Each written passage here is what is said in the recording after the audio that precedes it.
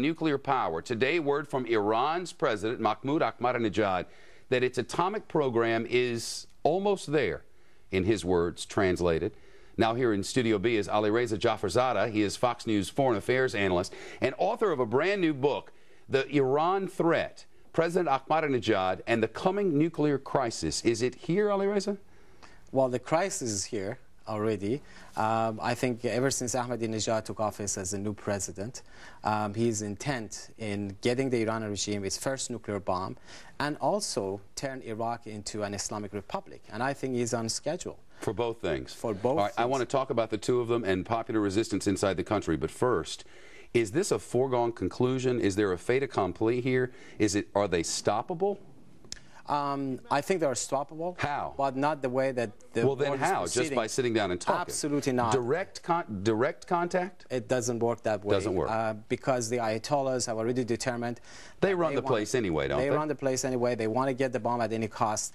They feel that the international community is not decisive enough. Therefore, they can get away with violating their own commitments with the nuclear non-proliferation treaty. You know what maybe we should do quickly? Let's back up and explain what an Ayatollah is and does. Well, the Ayatollah has an agenda in Iran to suppress its own population, but also it has a global agenda to establish an Islamic republic, global Islamic republic elsewhere. All religious. All religious. Yet with oil in the palm. They have all the resources in their hand. They would dominate the way of thinking of the population. They are telling the Iranian population how to think, how to dress. Is it like a religious mafia sort of controlling the people? They're using religion as running their own mafia network. It really, in reality, has no basis in the religion. Islam is not a religion of violence and intolerance. And Ahmadinejad is what in relation to them? As president, he is what?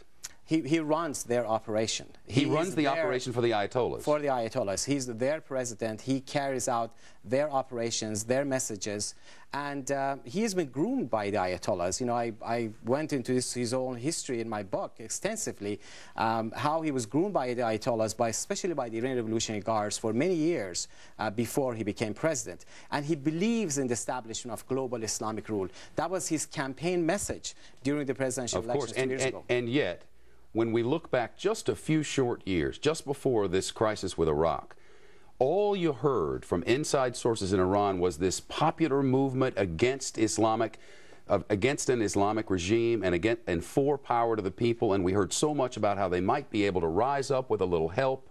Where are we now? Well, the problem is that the Iran regime badly suppressed the Iranian population.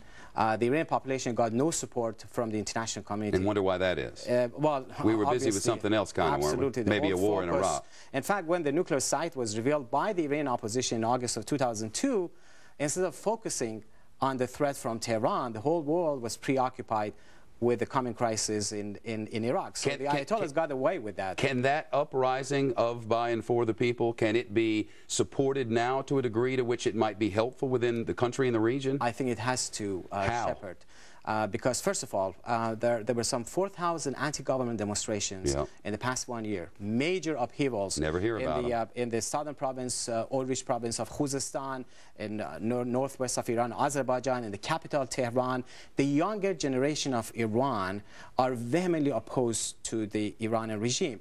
There is an organized opposition both inside Iran that is responsible for some of these revelations, but also outside of Iran. Much like people may understand Cuba and the resistance here in South Florida. I think it's much further than that. But that more kind of much thing. More genuine, absolutely, but much more deep-rooted. There were some tens of thousands of members and supporters of this movement were executed by the Iran regime. Yet the State Department, the international community were silent about it.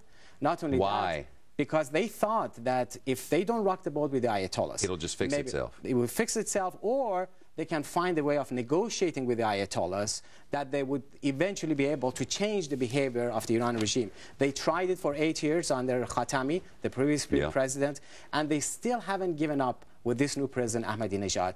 And I think with the prospect of a nuclear Iran, with what Iran is doing in Iraq, we cannot afford pursuing a whole new policy that will be focused on empowering the Iranian opposition, removing all restrictions from them, and let them settle their case with the Ayatollahs. A fascinating take on it all. The book, for those of you who are interested in the Iran crisis, man alive, if you're a student of politics or international politics and all the threats that come, this is one to pick up. Comes in January 2007. It's called The Iran Threat. President everyone says it different. Ahmadinejad? Ahmadinejad. And the coming nuclear crisis. The crisis is upon us. The book here in January. Alireza, good to see you. Thank you. Great pleasure to be on your show. Coming up on Studio B, a Texas city gets tough with illegal immigrants, right? In some cases, targeting American citizens.